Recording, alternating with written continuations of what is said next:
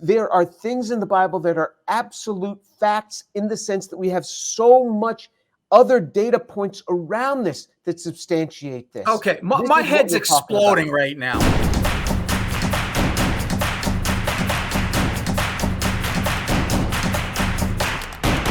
When it comes to things like the resurrection of Jesus Christ, we have so many historical data points. We have the history of this. And so what happened was when these disciples recorded it, you will say, well, I dismissed the disciples because they were just trying to start a new religion. If they were trying to start a new religion, they never would have said, you have to confess Jesus as Lord and believe in your heart that he's risen from the dead and you will be saved. They never would have made that a prerequisite. They would have said something like, well, you got to believe Jesus loved the little children.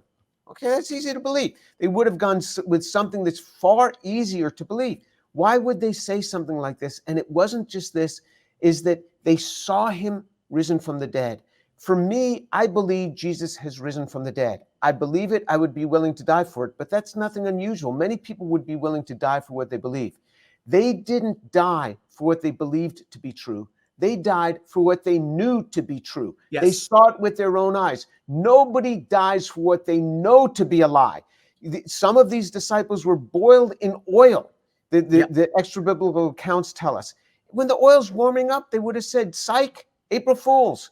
Let me show you where the body is. They never would have died for something they know to be a lie. Nobody dies for what they know to be a lie.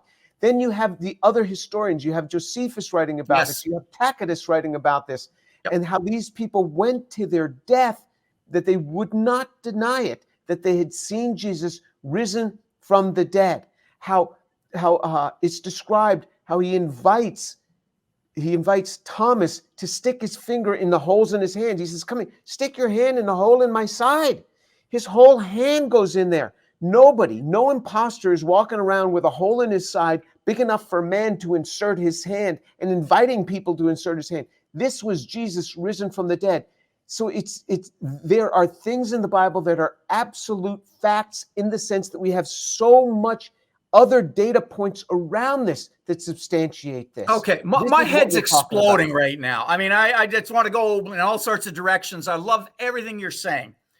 Let's talk about the issue of hand in the side. Do you remember? It's very subtle. I mean, it's almost easy to miss. But after that happens, do you remember what happens? Jesus actually eats. He says, "My Lord and my God." Yeah, but Jesus also eats some fish. Yeah, and it's very subtle. People don't pick this up.